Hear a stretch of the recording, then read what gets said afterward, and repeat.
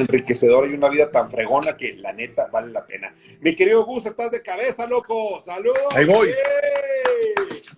Espérame. Ya estabas tú con ¿Cómo el timón muy estás? armado y de cabeza, pues así como parece nuevo, señor director. Ahí voy, ahí voy. A ver, Ahí estamos, ahí estamos. Fíjate ahí que estamos. sí, bueno, sigues chueco, estás de cabeza. Tiene que estar como es Instagram, tiene que ser la pantalla del celular vertical, si no, no jala. Sí. Pero bueno, pues ahí está. Y ahorita estaba aquí oyendo la música de Cristian Nodal, que es un vato de allá de Sonora, y su música me pone tan de buenas, es banda. Canta todo dar este vato. Y pues como andamos en la semana de prefestejo de cumpleaños, todo lo que alegra el corazón, mi querido Gus, hay que ponerlo. Así es. Estoy instalándome, mi querido Horacio. Que a todo dar, güey, qué bueno. ¿Eh? Oye, y ahora este año, mi querido Gustavo Loza, llegaste a la edad de la ilusión, a la edad del tostón. Sí, caray. Ya Oye, y 50 años. qué suerte tienes, güey, de que te tocó hacer un fiestononón con todos los amigos que te queremos y que hemos formado parte de tu historia. Oye, con el LG50, qué fiestón, güey. Y antes del coronavirus, qué suertudo eres, güey. No, pues sí, había que festejarlo, ¿no? ¿Cómo no? Con todos los amigos tan, pues la verdad es que tan queridos y afortunadamente pudimos reunirnos, como dices, mucha gente. Y, y antes, unos días antes de que nos encerraran a todos. Sí, pero justo rayando, loco. Sí, acá estamos muy, muy a gusto. Afortunadamente pudimos festejar. Qué fregón, amigos. Oye, neta, 50 años se dicen bien fácil, güey, que ya casi te alcanzo, te ando pisando los talones ahí por unos cuantos añitos, pero la neta, cuando volteas para atrás, güey, y analizas, y sobre todo en esta época en que estamos encerrados tan fuertemente, porque realmente no nos permite relacionarnos ni con mucha gente, ni salirnos de nuestro entorno que está tan protegido, ¿qué te has, con qué te has encontrado después de estos 50 años de vida, Gus? ¿Con qué no me he encontrado?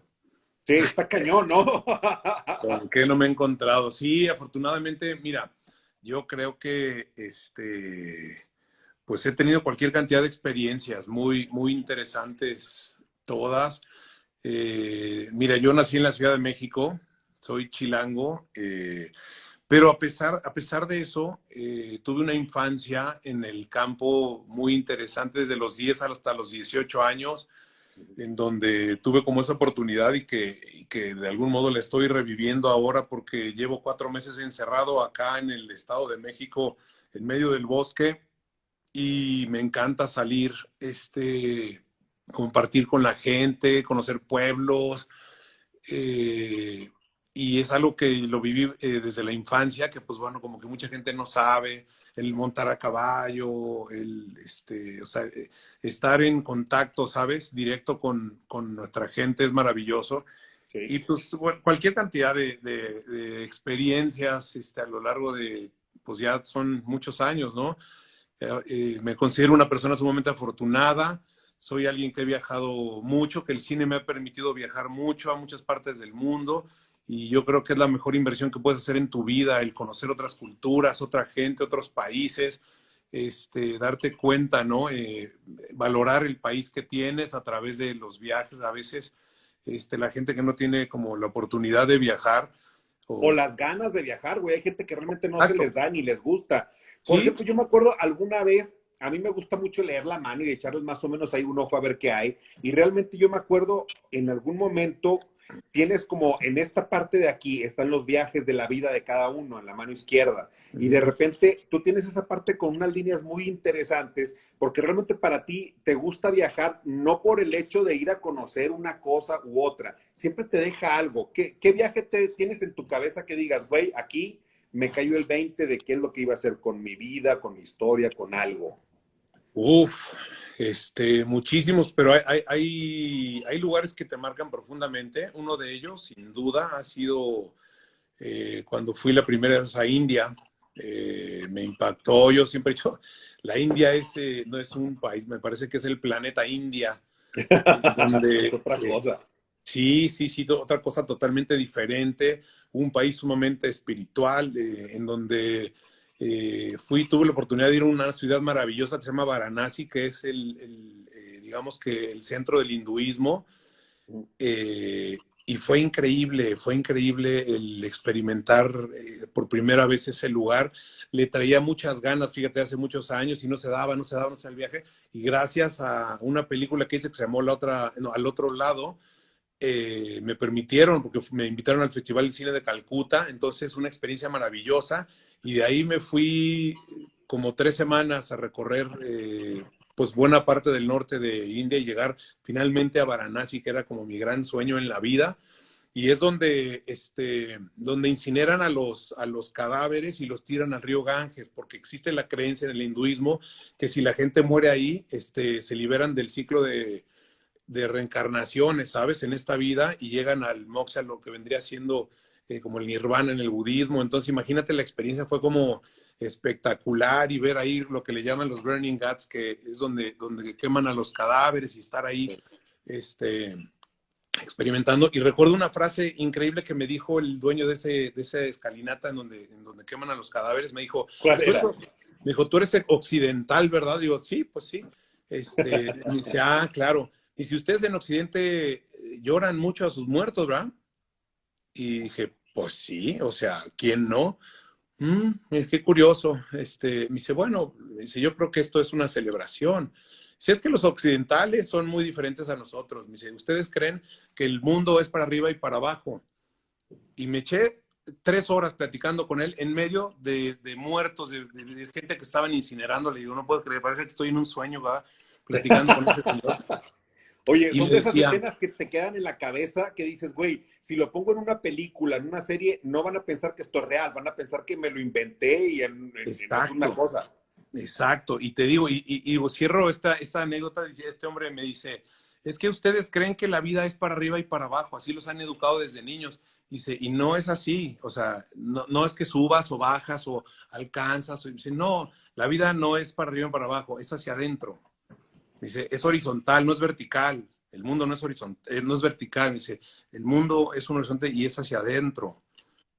Y entonces, en fin, experiencias increíbles que pues obviamente te las permite el momento en que viajas y conoces otras culturas y demás. Y gracias al cine, ¿no? Qué loco está eso. El Sí. cine te lleva, bueno, antes de entrar con esta pregunta, tú eres un güey, hay una cosa que muy poca, que solamente los que hemos convivido contigo en proyectos que hemos durado algún tiempo trabajando y conviviendo diario contigo, porque siempre eres un actor que está interactuando con los actores, te das cuenta que eres un güey muy espiritual, güey. Entonces, de repente eso, muy poca gente lo sabe. ¿De dónde te viene tu espiritualidad? De dónde empezó a llegarte todo esto? ¿Con tus viajes, con lo que fuiste descubriendo o siempre fuiste así? No, no. Yo creo que, claro, con algunos viajes, pero sobre todo con las experiencias de vida, Horacio. Uh-huh. Ahí es donde, ¿sabes? Yo a los 19 años casi muero en un accidente. Esto, y son los golpes de la vida los que de pronto te acercan a esa parte que la tienes tan olvidada. Es decir, yo tenía un gran amigo que se llamaba, que en paz descanse, Luis Acosta, y lo mataron a los 19 años en un antro en la Ciudad de México. Le metieron 4 balazos por una pendejada. Okay. Y eso me hizo como reflexionar fuertemente y justo después yo tengo un accidente y me quedo en la rayita. Perdí el conocimiento, se me quemó parte del rostro, se me fracturó el cráneo, y son cosas que pues no cuentan normalmente, ¿no? Entonces, Claro. y de pronto te empiezas a cuestionar y dices, ¿por qué mi amigo sí se fue y por qué yo me quedé?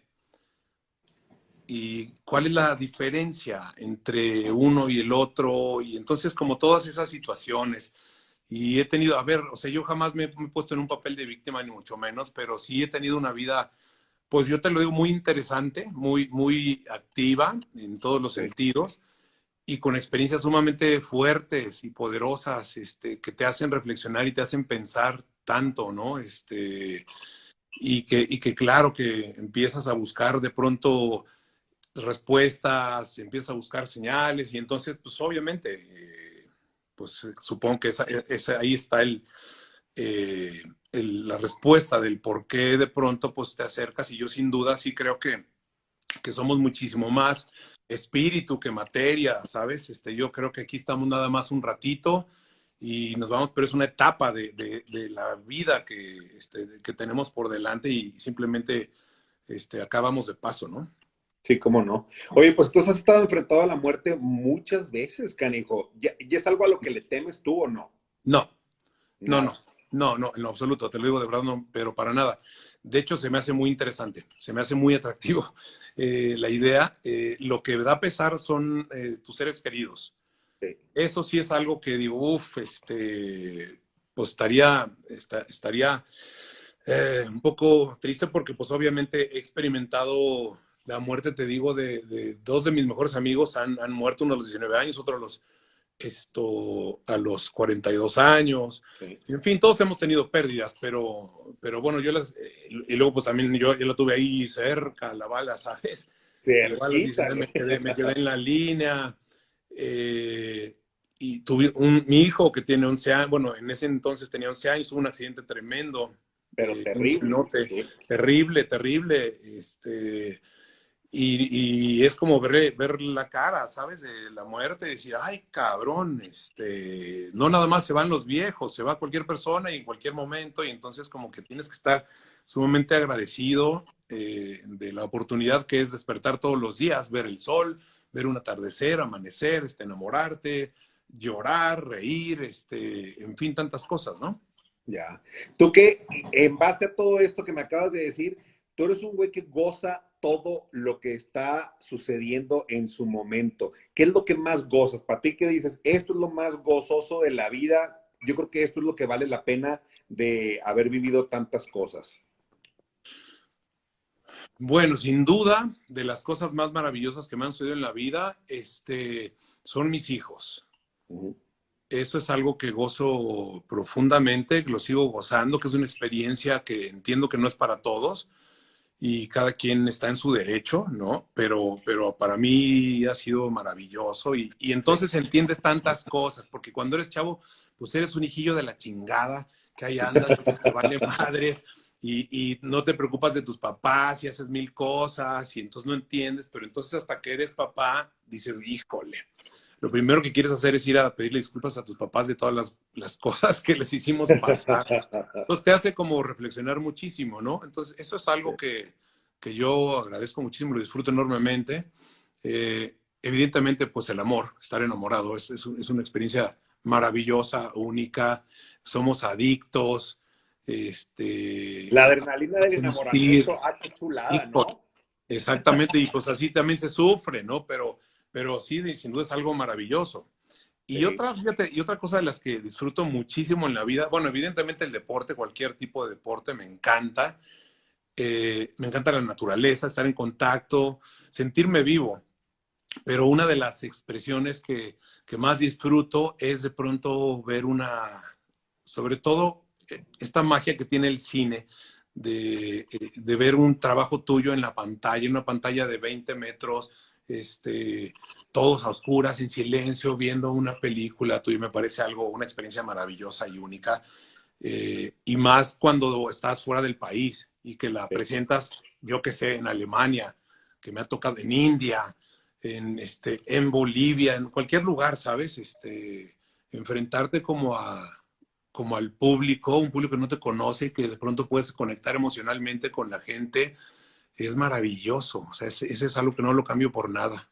¿Cómo no? Fíjate, es lo que nos dejan los festivales de cine de repente, el poder viajar, conocer diferentes países, conocer lugares a donde solamente los directores de cine o los actores pueden tener acceso en otros lugares y mostrar tu trabajo como mexicano te hace sentir muy orgulloso, pero ¿qué se siente de repente estar en un país como en India o en cualquier otro país de los montones que has estado con un proyecto tuyo? ¿Cuál es tu emoción ahí? ¿Qué sientes?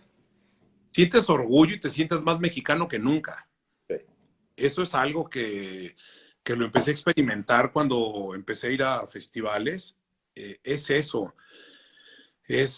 Y sientes una responsabilidad porque vas representando a tu país. No es nada Sí. más tú, vas representando una cultura. No dicen Gustavo Loza, de pronto dicen el mexicano, la Sí. película mexicana. Y entonces eso habla por tantos. ¿Cuál fue tu Mostrarle a primer Puerto Rico. festival, güey? Así que te acuerdes que digas, esta fue mi primera experiencia con este primer proyecto en otro país. ¿Cuál fue? Pues mira, yo empecé a festivalear con cortometrajes, en concreto con uno que se llamó Silencio Profundo, y fue espectacular porque pues también fui a muchos países híjole, no te sabría decir, Alemania, Sundance, Japón, a muchos lugares increíbles, la respuesta pues maravillosa de la gente, y luego se va haciendo adicción. Ya no quieres salirte de ese circuito y seguir en interacción con la gente. Y te quiero decir algo que es muy importante, yo lo fui aprendiendo poco a poco. Antes yo sufría los festivales, ¿Por qué? pues porque tienes la expectativa de ganar, y eso me Ujú. parece que es una absoluta estupidez. Sí. Imagínate, o sea, y me parece lo más injusto. Por ejemplo, en un festival de cine de cortometrajes, normalmente la selección oficial son 50, 60 cortometrajes de todo el mundo. O sea, ¿cómo pretendes que tú de 60, 70 trabajos el tuyo sea el mejor? Es muy injusto. Es decir, basta con que un trabajo de esos 50 sea mejor que el tuyo y entonces ya eres perdedor. No. Y depende de quién. ¿Quién es el jurado? Es tan relativo todo. Entonces yo lo que aprendí es a relajarme, es decir, disfruta el momento, disfruta la experiencia de estar en un festival de cine representando a tu país, sintiéndote orgulloso, conociendo y obviamente aprendiendo también. Y si ganas, no eres mejor que los demás. Sin duda no lo eres, porque es una cuestión de decisión entre un jurado y el otro, y de resulta, bueno, pues se decantaron por tu película, pero eso no quiere decir que las demás no sean buenas. Y por otro lado, también aprendí, y si pierdes, tienes un 99% de probabilidades de que no ganes, o sea, que pierdas, o como tú le quieras ver, tampoco es más malo que los demás, o sea, Sí, claro. entonces, ¿sabes? Yo lo que sucedía en los festivales, ya no iba a las entregas de premios. Porque Te decía, ponían de nervios y de mal humor y dices, güey, no. sí, no mal humor, pero decía innecesario totalmente. Entonces, y me trajo esos muchos problemas, la neta, de pronto los organizadores de festivales que me les escapaba, porque obviamente te pagan todo, vas, te viajan, y luego resulta que este cabrón no está, y no contesta el teléfono, y no está en su hotel, y se perdió, o ya se regresó a México, que es lo que hacía a veces. No, ¿cómo crees? Y entonces dije, híjole, no. Y a veces, bueno, en efecto, no pasaba nada, pero en otras ocasiones ganabas y se Sí. quedaba tu lugar ahí. Y no estabas, imagínate. Entonces también muy mal. Pero, pero yo lo que decía es que eso no es lo verdaderamente importante. Lo importante fue hacer una película, fue expresarte, decir lo que querías decir y vivir la gran experiencia maravillosa de estar con cineastas de todo el mundo, con gente, tener puntos de encuentro, diálogos, discusiones, y ya está, lo demás da igual, ¿no? Ya. Pero fíjate, si tú siempre has sido un vato con una visión como demasiado progresista, güey, porque de repente tú eres como el primero que se avienta a hacer series aquí en México en el estilo que conocemos ahora, que está triunfando en todas las plataformas de todo el mundo. Y de repente siempre has tenido como esa visión, pero también tuviste una visión de ser deportista, güey. Estuviste mucho tiempo metido, tú eres pambolero cañón. Sí, sí, lo que pasa es que yo de chavo te hablo desde los 17 a los 19 años, yo jugué de algún modo como pues, profesional, digo, ¿En dónde jugabas? yo jugué en mi primera experiencia, digamos, como, a ver, no primera división, no llegué, pero fue en las fuerzas básicas del Correcaminos, imagínate, de Tamaulipas, Ole. que era un equipo de primera división, entonces no tenían reservas, y el equipo donde yo jugaba en la prepa, se convirtió en las fuerzas básicas del Correcaminos, y entonces fue una experiencia maravillosa porque jugábamos los partidos previos a la primera división. Entonces, pues yo tuve la fortuna de jugar en el Azteca, en CU, en Puebla, en el estadio, en la Bombonera, y entonces jugábamos los partidos previos a la primera división. Entonces ahí el estadio ahí más o menos iba llenando, jugábamos nosotros y acabábamos y entraban los profesionales. Ok. Y luego me fui a Pumas y luego fui a Cruz Azul. Y al final, Neta. sí, Güey. al final yo, la verdad, decidí, yo no te voy a chorear y te voy a decir, es que me chingué la rodilla ¿no? Y no Y por eso pude, ahora pero me tuve que dedicar al cine, yo era ¿no? buenísimo. No, no, o sea, me daba para jugar a ese nivel. Yo no sé si me hubiera dado para primera división o no, pero tenía una expectativa muy, muy alta. Y yo decía, bueno, si yo, primero yo quiero debutar en Primera División, luego pues obviamente quiero, yo quisiera una selección nacional y quisiera ir a jugar a Europa. Si no, entonces ¿para qué chingados me voy a meter a jugar fútbol? O sea, vamos por todo, ¿no? Sí. Y tenía una presión muy fuerte, no nada más de la misma presión del fútbol y demás, y una cuestión muy, muy chistosa, muy real, que es la discriminación a la inversa, ¿sabes? Yo jamás fui una ¿Cómo era persona eso? que ni soy güerito, ni soy fresa, ni tenía lana, ni mucho menos, pero me veían diferente. Y entonces era de, te voy a romper las piernas, cabrón. No me pasaban el balón, o sea, había mucha presión porque ahí, la verdad es que la gente se está jugando la vida. Y alguna vez un entrenador me dijo, ¿sabe que usted no va a lograr nada porque usted no tiene hambre? Y luego otro me dijo, o decídase porque acá no queremos licenciados, acá queremos futbolistas, porque yo estaba estudiando. Okay. Y entonces eso me dio para abajo durísimo y la verdad dije, creo que hay que dejar de lado el fútbol en santa paz y me voy a ir por el otro sueño, que es ser director de cine. Y tuve como un momento de iluminación porque al final dije, mira, yo siento que tengo toda una vida para lograr ser director real. O sea, Sí. no tengo una fecha de caducidad. Yo puedo debutar a los 25, 30, 40, 50 años, Como 60. director de cine, El claro, fútbol por no. supuesto. Y el fútbol no. Dije, el fútbol tendré 2, 3 años Ya. para, ¿sabes? Tenerlo. Y entonces me pareció más acertada esa apuesta. Dije, a pesar de que en el momento en que yo empecé a estudiar cine, pues no había nada de cine. Era la peor crisis en la historia del cine mexicano. Me Sí. acuerdo perfecto, cuando yo entré a estudiar se había producido 3 películas en ese año. Entonces Sí. imagínate decir, ¿estás loco? ¿Que vas a ser director de cine? Ah, sí, ¿de dónde o qué? Si en México no hay ni cine. Y se Eso hace está puro muy cine cabrón de porque ficheras. ahí viene exactamente tu visión progresista de voltear hacia el futuro, adivinándolo, teniéndole fe, porque de repente en ese momento que tú estudiabas cine se hacían entre 0 y 3 películas al año. ¿Y qué Sí. diferencia ahora con todas las iniciativas que se hicieron de los incentivos fiscales para que ahora se estén haciendo alrededor de 200 películas al año? Ahora sí, pues güey, o sea, la apostaste por un camino que fue y la neta está haciendo una cosa muy exitosa el cine en este momento, de alguna manera. Y entonces, ¿dónde entraste a estudiar cine? No, bueno, mira, yo estudié en la Ibero, yo estudié Ajá. comunicación, pero curiosamente la Universidad Iberoamericana, la Ibero, me parece que a la fecha es la única universidad que está reconocida también como escuela de cine, porque los 2 últimos años ya te especializas. Si es que tú quieres irte hacia allá, te especializas en cine. Entonces ahí fue donde me formé y es una universidad, ¿no? Es una carrera de comunicación muy, muy particular porque es algo que también mucha gente no lo sabe, pero de la Ibero han salido más de 40 directores de cine. Okay. Entonces algo está pasando en la Ibero, ¿no? Dice, algo están haciendo bien, que no es como que un caso aislado, un director, 2, 3, no, es decir, más de 40 directores de cine hemos salido de la Ibero. Ya no fue chiripazo, güey, ya realmente más de No, 40 es que algo bueno sí están, por lo menos sembrando, y sobre todo la Ibero te da una formación empresarial que la mayoría de los directores lo ven como un sueño y tú sí lo aterrizas. Por eso tienes tu sí, productora seguramente y todo lo sí, demás. bueno, tiene muchos beneficios el estar en la Ibero y evidentemente también tiene algunas cosas que mejorar o muchas cosas que mejorar.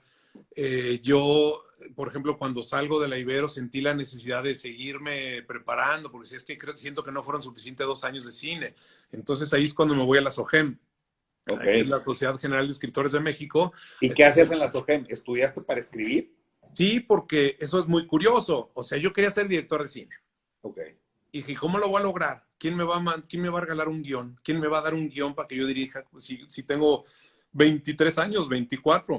Ah, O sea, nadie me va a dar un guión. Entonces dije, pues tengo que escribirlos. ¿Y cómo? Pues tengo que aprender. Entonces yo me hice escritor por necesidad. ok. Dije, tengo que aprender a escribir porque nadie me va a escribir. Por ahora, nadie. Y yo te puedo decir que fue la mejor inversión de mi vida. Porque hasta la fecha, pues no, o sea, yo hago todo lo que escribo. Es decir, yo me formé desarrollando mis conceptos, mis guiones, y ahí fui poco a poco desde los cortometrajes empecé y al final dije, ok, pues ya está. Hoy día sí me mandan guiones de películas y demás, pero yo considero que el gran talón, el talón de Aquiles del cine mexicano justamente, pues son las historias. No es que Es lo que abunden, le duele al cine mexicano. No es hay lo que le historias duele. o están mal contadas. ¿Qué No, opinas? no abundan, no abundan. No, mire, yo te podría decir algo, Horacio. La factura, créeme que como, o sea, y a ver, no es que vaya en contra, pero lo que digo es, la factura la gente te la perdona. Ujú. O sea, si tú tienes una maravillosa historia, la gente se traga una mala ejecución. Ok. Pero si tú puedes tener una mala historia perfectamente bien filmada, va a ser un fracaso. Va a ser un fracaso porque a la gente le da igual. O sea, la fotografía y los valores que tú y yo vemos, y hay el arte, el diseño de producción, mira la música, les da exactamente igual. La gente se engancha con las historias y eso es lo más importante. Ya. Entonces, ¿sabes? Ahí está, me parece que ahí está la clave de todo. ¿Cómo no? Oye, pero qué fregón. Pues de repente yo siempre digo que los directores siempre deberían tomar cursos de cómo escribir una historia y cómo actuar una historia. Entonces, ¿has tomado el curso de algún curso de actuación también seguro? Pues fíjate que en la universidad tuve también la posibilidad de pertenecer a un grupo de teatro alternativo. Existía el grupo de teatro de la Ibero, que era el oficial y que les daban recursos y demás. Y pues yo siempre, ya sabes, en la insurgencia, armamos nuestro grupo independiente de teatro y le competíamos al oficial de la Ibero. Entonces nosotros no teníamos recursos, pero pues ensayábamos en casa de amigos, del profesor de teatro y demás. Entonces fue una experiencia maravillosa para mí el saber qué se siente pararte en un escenario. Entonces estuve durante 3 años en un grupo de teatro increíble. Montábamos cada semestre montábamos una obra y nuestro público, fíjate, evidentemente era el de la Ibero, que ahí buscábamos pues que nos dieran un aula o nos dieran el auditorio para presentar nuestras obras, pero lo que era increíble es que teníamos por alguna razón ahí un contacto de alguien, presentábamos nuestras obras en los reclusorios y en las penitenciarías. Entonces, eso fue también maravilloso porque conocí, pues, las que quieras, hasta Santa Marta Catitla, el penal, Almoloya de Juárez, que es donde, pues, está acá la crema y nata de la La realeza de la delincuencia. y entonces, íbamos y ahí presentábamos nuestras obras. Entonces, eso me permitió ahora sí que el saber qué se siente, el respetar a un actor, tantas cosas, ¿no? Sí. Que yo siento que, como tú dices, es importantísimo como director. Oye, cabrón, pues por lo menos que no te paraste nunca en un escenario o no tomaste unas clasecillas, algo, porque si no, entonces, ¿cómo vas a dirigir un actor? Sí, Es claro. muy complicado. Entonces, de la misma manera, pues, claro que estuve ahí actuando de manera amateur, ¿no? Pero bueno, el pararse en un escenario y en teatro, pues no hay toma dos. Exactamente. No A hay eso te dos. enseña a resolver ahí, en ese lugar. Y Así si la es. cagaste de plano es, güey, la gente te lo va a decir ahí. Y Y tienes que si fuiste seguir. un hit, ahí también te lo van a hacer saber. Y eso te va formando como actor siempre. Oye, qué feo. ¿Y nunca te dio por querer experimentar y decir, me voy a quedar por aquí a ver qué se siente ser actor? Sí, sí, mucho, mucho. Cuando yo estaba estudiando, antes de que tomara la decisión de irme hacia la dirección, sí dije, pues no estaría mal. Me seducía la idea de actuar, porque, bueno, pues yo vengo de un padre que fue actor, fue cantante y Correcto. luego se hizo director y productor, y entonces yo decía, híjole, pues no estaría mal, me gusta, pero la verdad es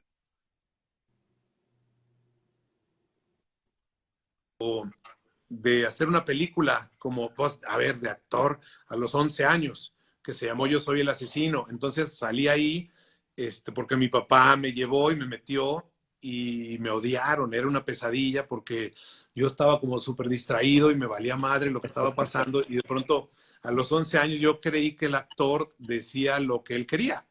Ujú. Entonces me decían, a ver, pon atención y tienes que Oye, que decir a veces sí esto. pasa, güey. Exacto. Oye, y entonces me decía, tienes que decir esto, son tus textos. Yo, no, no, no, ¿por qué? Yo, no, ni madre, yo quiero decir esta cosa. No, tienes que decir eso. Y yo, ¿quién dice? El director. Yo, ¿quién es ese? Tu papá, cabrón. Ah, ¿y por qué? ¿Y dónde? ¿Por qué dice eso? Y entonces, yo me distraía y veía que había mucha gente atrás. Y dice, oye, ¿qué hace ese que está allá? pon atención, no es que yo, sí, y ese otro, y el que está ahí detrás de la cámara. Entonces yo descubrí un mundo maravilloso detrás. Sí, claro que era totalmente ajeno para ti hasta que estuviste Así es. parado ahí. Entonces Ya, me cautivó y empecé a investigar y a ver, y si me dejas asomar a la cámara, ¿y tú qué haces? ¿Tú qué haces? ¿Tú qué haces? Entonces dije, órale, me di cuenta que el actor, pues no necesariamente es quien, pues bueno, más bien, no escribe los guiones, hay gente de atrás moviendo los hilos, y eso me pareció apasionante. Y entonces, pues ahí me fui hacia allá.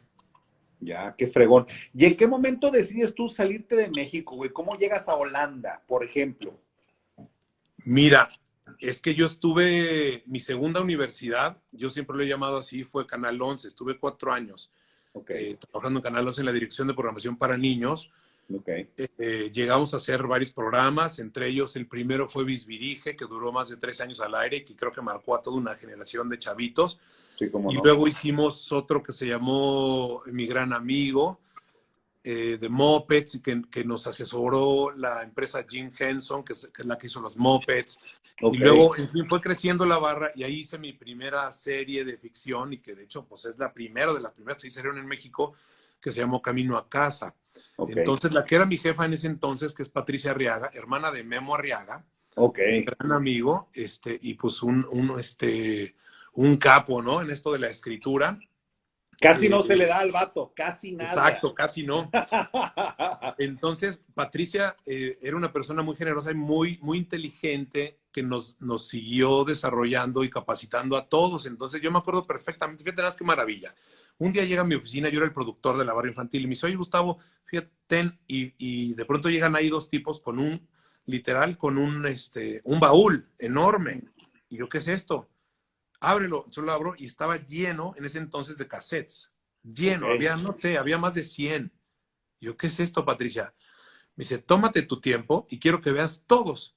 Son programas infantiles de todo el mundo.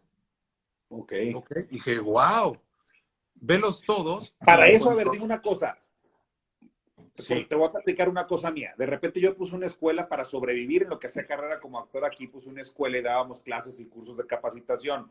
Una de mis socias se tiene que ir de México un tiempo y me decía, y nuestro ingreso fuerte eran los niños. Y yo le decía, a mí, yo odio a los niños, yo soy como Herodes, no los soporto, aparte no voy a conectar con ellos. Y el día que teníamos que pagar una nómina, tuve que ir con los niños y resulta que descubrí el mayor tesoro del mundo. Me encantó, yo desde ahí me dediqué a preparar niños durante casi 15 años. ¿Sucedió qué bien. igual contigo? ¿Tú eras niñero o la vida te puso a hacer cosas de niños Sí. y dijiste, ni pex, eso es lo que hay? Mira, era niñero y de pronto tuve la oportunidad, o sea, me dijeron, oye, pues, ¿qué onda? ¿Qué tal te llevas con los niños? Y dije, pues me llevo bien, pero no tengo experiencia en Ya. niños. Sí, Ajá. me llevo bien, me caen re bien, y entonces me hicieron una entrevista, Patricia, y al final me quedé, dije, bueno, pues órale, me dice, vas a ser mi productor. Yo tenía 26 años, imagínate. Y entonces empecé, y el asunto, lo que te platico de este baúl, veo todo, después de 3 meses, le digo a Patricia, ya acabé, ya vi todos. Me dice, ok, ¿qué onda? Y tuvimos una reunión, me dice, ¿qué es lo que más te gustó? Dije, bueno, pues es que hay muchísimo, entonces depende, ¿no? Decir, de magazine, programas de concurso, ficción. Dije, lo que más me llamó la atención son las ficciones. Y me dice, ¿cuáles? Y entonces le dije, uy, pues vi esto, esto, esto. Dije, pero las que más son de una empresa holandesa que tiene unos cortos de ficción maravillosos que se llaman Voz. Es una empresa holandesa. Ok. Y me dice, ¿estás de acuerdo? Le digo, sí, o sea, son superiores a todo lo que hemos visto, ¿no? Perfecto. Y ya, ahí quedó, digo, así rápidamente, ¿no? Sí, Y sí. de pronto, como al mes, me dice, oye, prepara tu maleta. Y yo, Hey, tú, ¿por? Me dice, nos vamos con los holandeses, nos vamos a aprender. güey. Dije, wow.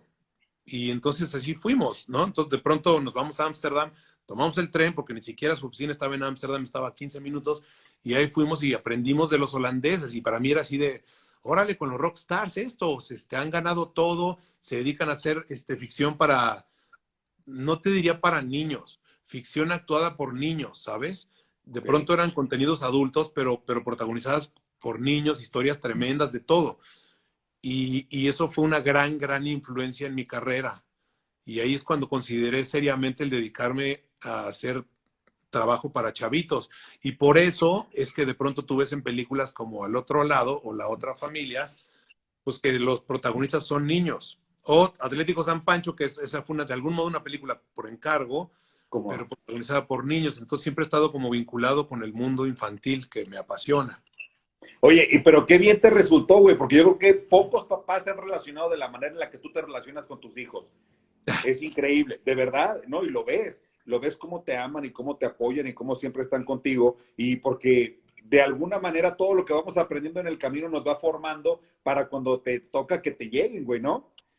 Sí, Sí, bueno, tú sabes que no hay una escuela, pero sí, existe una relación maravillosa que tengo con mis hijos y que la he llevado a los límites de algún modo, porque, por ejemplo, pues con mi chavito, con Bruno, en su momento hice la película de La Otra Familia, hizo un tema sumamente complicado y duro y que me lo cuestionaron tremendamente. ¿Cómo es posible que vas a meter a tu hijo, tiene 7 años? ¿Cómo le vas a explicar el tema homosexual? ¿Cómo crees? Y lo vas a enfrentar a eso. Y entonces, como ir enfrentando esos tabús y demás. Y al final yo lo veía como parte de la educación integral de un hijo, ¿no? Y no nada más claro. de mi hijo, sino de mi hija, que tenía en ese entonces 9 años. Y le decía, ¿cómo? Pues con amor y con apertura. Y lo único que les puedo decir es que si alguien aquí juzga, somos los adultos, no son los niños, y dejen en paz a los niños. O sea, un niño no te va a criticar. Un niño, la verdad, un niño chiquito nunca dice No te cuestiona, indio, no dice incheñero, esta es una prostituta, o sea, ¿sabes? claro. Me parece que conforme van creciendo y demás, van adquiriendo y van distorsionando ciertas cosas y van emitiendo juicios. Entonces yo decía, es una oportunidad increíble que tengo para explorar un tema tan delicado, pero a la vez tan sencillo de explicarle a los hijos. ¿Qué te Y trajo entonces esa yo lo que... película, güey? Te trajo, creo yo, muchas satisfacciones y mucho reconocimiento, pero también hay cierto sector del país que, sobre todo en ese momento que salió tu película, debe haber sido muy radical, muy agresivo, y eso mismo hizo que fuera la película el éxito que fue.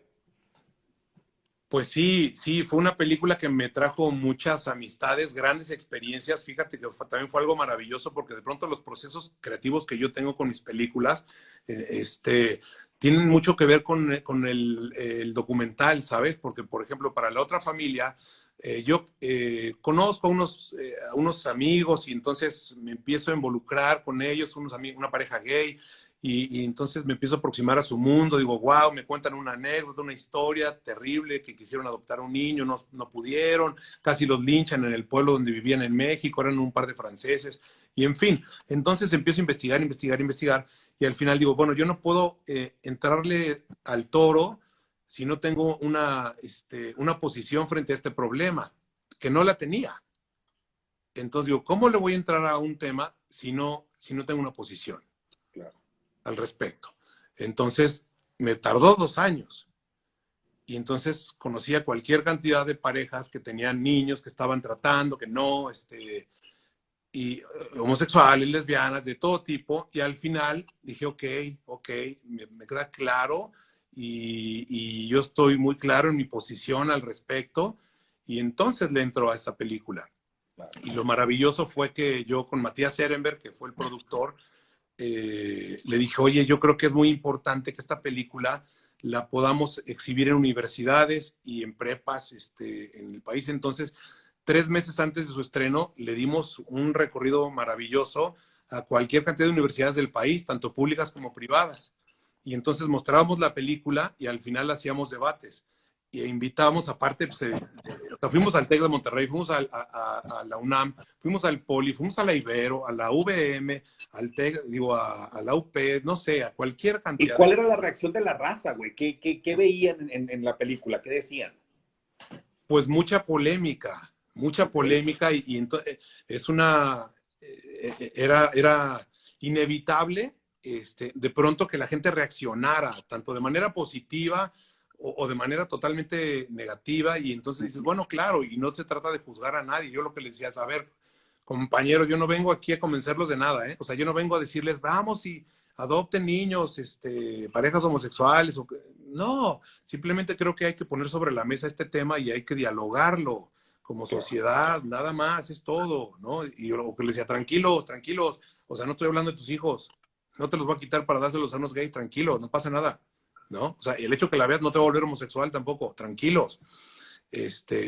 Entonces, imagínate qué interesante. Invitábamos también a curas, invitamos de pronto a Sociedad de Padres de Familia, invitábamos a miembros de grupos LGBT, y entonces se daba una dinámica interesantísima y para eso, y para mí fue lo más enriquecedor, ese contacto directo con la gente durante 3 meses antes del estreno de la película. Qué fregón.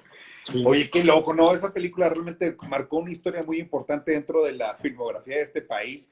Oye, y por ejemplo, cuando regresemos a cuando viene tu primer serie, Gustavo, la de Camino a Casa, realmente era como un parteaguas. ¿Lo veías tú como un parteaguas que tenías tú que generar, que querías hacerlo? ¿Era la inquietud que querías dejar plasmada de alguna manera? ¿O por qué viste y adivinaste correctamente que el futuro de la televisión y el entretenimiento iba a ser por ahí? No, lo que sube. A esto ya.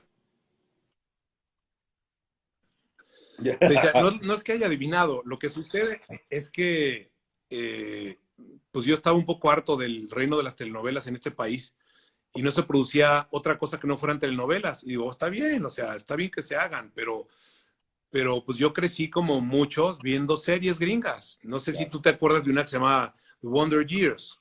Sí, como Los Años Maravillosos, era fantástica. Me encantaba. Entonces yo decía, ¿y por qué no hacen en México una serie así?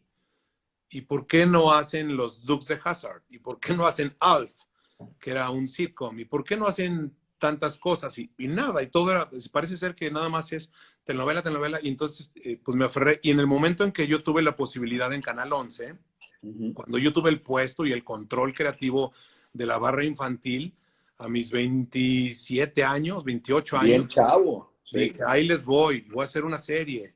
Y casi me cuesta el puesto, casi me corren porque no se hacían series y la filmé en 16 milímetros, invité a muchísima gente y dije, bueno, que esto también sea un semillero de directores noveles que no tengan largometraje hecho.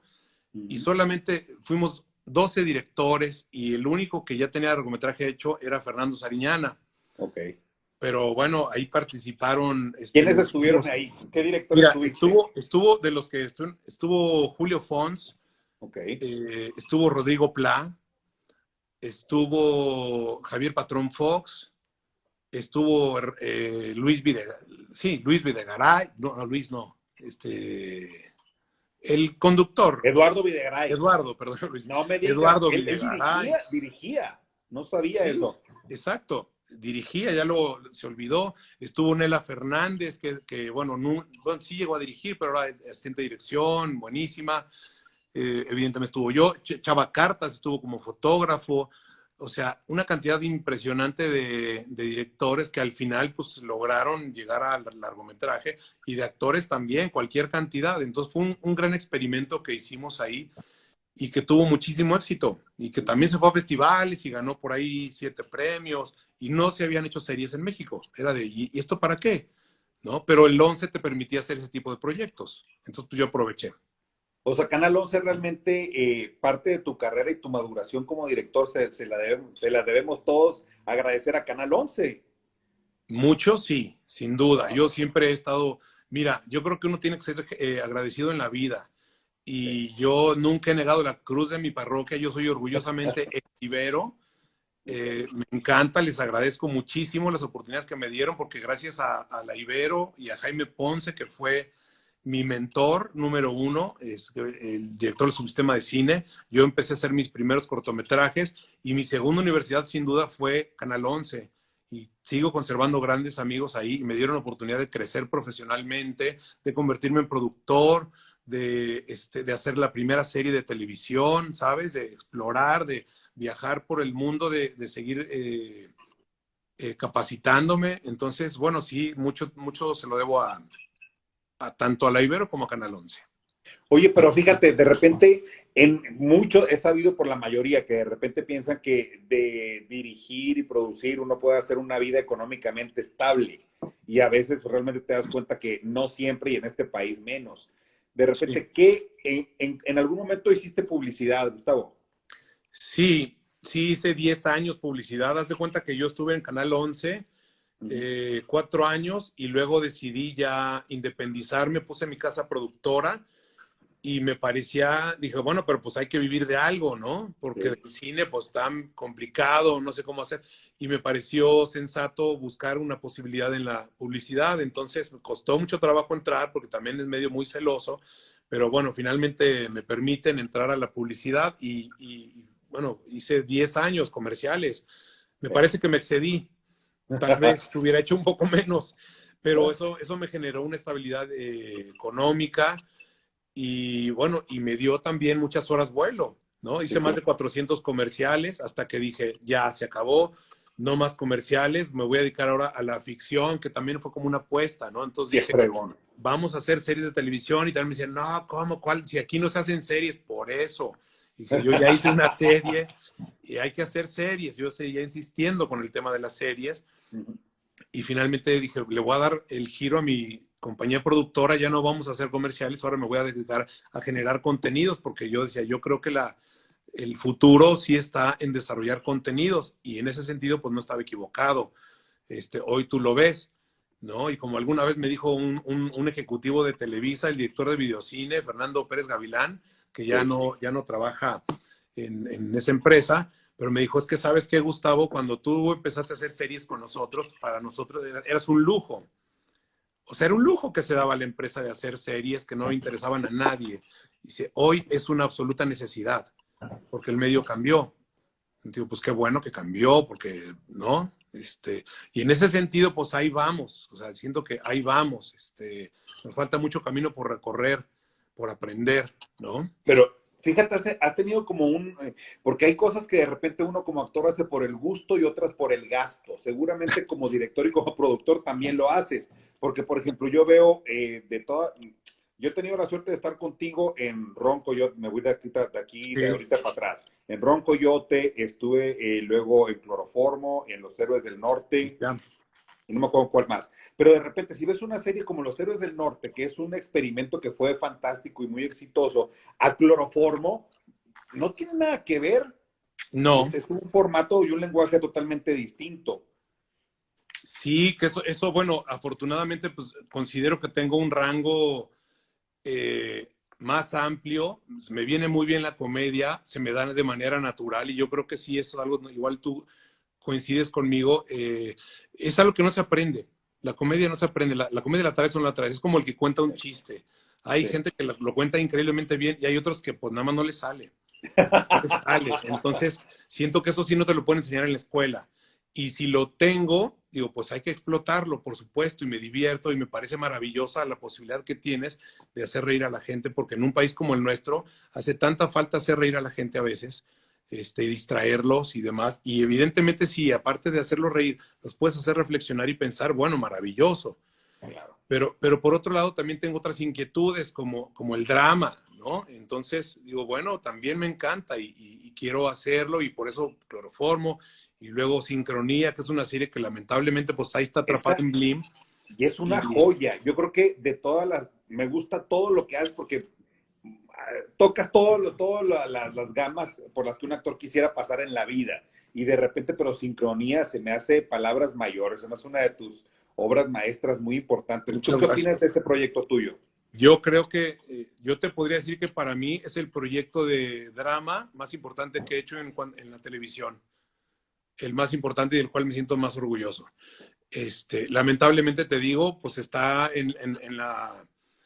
Pues sí, considero que está en la plataforma equivocada, porque Blim, pues no tiene ese empuje, pero bueno, es un proyecto que pues ya está, hombre, lo hice con Televisa y lo pusieron ahí en Blim, y no se atrevieron a ponerlo, esa es la realidad, al aire, en televisión abierta, un proyecto sumamente fuerte, valiente, que dice las cosas como son, y entonces eso pues nada más no tiene cabida en la televisión abierta nacional, ¿no? Ya. ¿Cuál sería de tus series, las que has hecho hasta ahorita, la que te hizo dar como ese brinco para decir, oye, Gustavo Loza, qué gran director para hacer series? ¿El Pantera sería?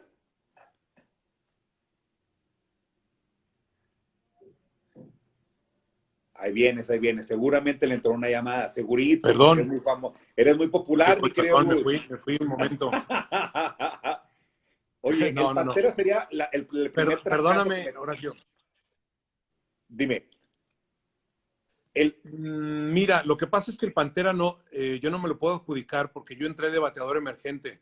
Ok, A mí me invitaron, o sea, conociendo Luis Gatica, que es un gran amigo, actor, y sí. sabía mi trayectoria, me dijo, oye, pues ahí medio se está hundiendo el barco con Televisa, están explorando hacer series, las primeras fueron 4 que se hicieron, y entonces ahí le entré al Pantera en el capítulo 7 de la primera temporada, y pero sí fue un trancazo, de las 4 que se hicieron, fue Fue la única que prácticamente. jaló, ¿sí? Exactamente, fue la única que jaló y bueno, pues sí te podría decir que formé parte ahí de ese proyecto y luego ya hice Los Héroes del Norte, que ya es algo que yo desarrollé, que le dije a Televisa, si yo tuviera la decisión de qué es lo que se hace, pues sin duda,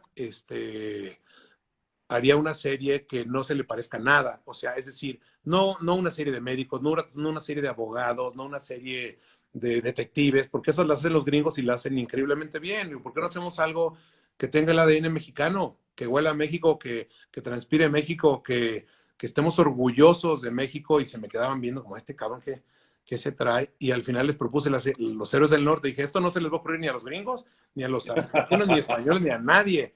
Y me decían, ay, es que está peligrosísima. Digo, pues no sé. Digo, pues bueno. Y al final se la jugaron y fue un exitazo, Claro, tanto en México como en Estados Unidos, ¿no? es correcto. Fue un gran, gran trancazo. Sí. Oye, ¿serías tú acaso el primer director y productor que les vendió como un proyecto a Televisa, no producido por Televisa, Agus? Yo creo que sí. Yo Ok. creo que sí, porque desde Canal 11, desde que yo estaba ahí, me querían jalar a Televisa y jalar y ponerme oficina y ya sabes, y contrato, inclusive, cosa que jamás lo he permitido y nunca pasó y yo creo que ya no va a pasar. Y al final, lo que les dije es, ¿qué más les da a ustedes? Yo lo produzco de manera independiente si al final van a poner Televisa presenta. Sí. Fue muy difícil de eso. Me decían, no, es que no, y nunca, y me decían, es que nunca hemos tenido ese caso. Entonces te contratamos, te ponemos una oficina, te damos un sueldo y te vienes acá a Televisa. Y dije, no va a pasar. Hasta que aceptaron y finalmente dijeron, pues órale, vas, aviéntate tú. Pero sí creo que fue la primera productora que les produjo de manera independiente y les entregó un producto, ¿no? Ya, qué chulada. Pues muchas felicidades, la verdad. Qué fregón. Oye, y ahora viene 40 y 20, va a haber temporadas 6, 7, 8, 9 y 10, yo creo, güey. ¿O qué va a pasar con ese No, éxito pues, televisivo? pues mira, el sitcom ha sido un éxito, llevamos 4 temporadas y afortunadamente pues creo que jamás ha salido del aire desde que entró al aire. Sí. Le han pasado yo no sé cuántas veces, 7, 8 veces al aire las 4 temporadas y estamos en la antesala de la producción de la temporada 5 y 6 ahora. Wow, Vamos a qué arrancar fregón. el 10 de agosto producción y estoy aquí pues, puliendo guiones, pues ahí preparándonos con cubrebocas y todo. Oye, qué fregón. Yo creo que pudiéramos seguir hablando como por horas y horas, amigos, pero el tiempo ya ves que se nos va, Sí, nos queda realmente nada, solamente ya para despedirnos. Y yo agradecerte, la neta, que hayas aceptado estar en esta locura desde el encierro Live Sessions, que es lo que me ha salvado este encierro de esta cuarentena que nos ha parado en seco a todos.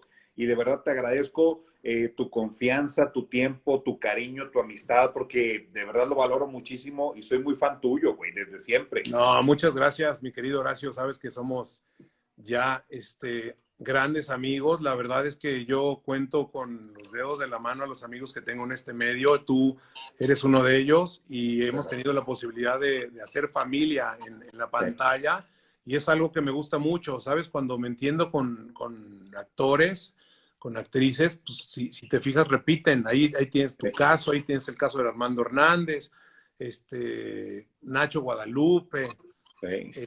o, pues varios, ¿no? Hombres, mujeres que de pronto, pues ya nos conocemos y empiezas a de pronto hasta escribir por cariño, porque pues sí, somos parte de una gran familia, Ahí pasamos está, mucho. seguro entró otra llamada, no te dejan en paz, ya te están solicitando.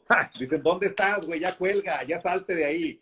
Pues yo No, creo todo que bien. eso, Gus, vale la pena destacarlo. En este medio tenemos un medio que es como muy traicionero en muchos aspectos, pero cuando formas parte de una familia como la que tú has logrado con todo el equipo de trabajo que muchas veces repetimos, afortunadamente algunos, contigo es la lealtad, es uno de los valores que yo lo veo inculcado en tus hijos, en tus amigos, en tu familia y sobre todo el buen humor, güey. Siempre, ante cualquier cosa, el buen humor, siempre la buena cara, al mal tiempo siempre hay que tenerle buena cara y eso lo hemos visto en ti siempre. Así que muchas felicidades. No, pues muchas gracias, Horacio. Y espero volvernos a ver pronto en un set, caray, que es lo que más nos gusta hacer. Es correcto, ya se nos dará ahora que nos permite esta nueva normalidad. Te mando un abrazo fuerte, fuerte, güey, de Igualmente. verdad. Te agradezco mucho que hayas estado acá. Igualmente, te mando un gran abrazo y nos vemos muy pronto. Sale, loco. Muchas gracias Dale. a todos los que nos acompañaron. Esto va a quedar grabado aquí para que lo sigan viendo si lo quieren volver a repetir, porque de verdad esto no fue un simple desde el encierro live session, sino que fue una masterclass con Gustavo Loza. Muy cañón. Muchas gracias, loco. Gracias a ti. Saludos a todos. Chao. Bye.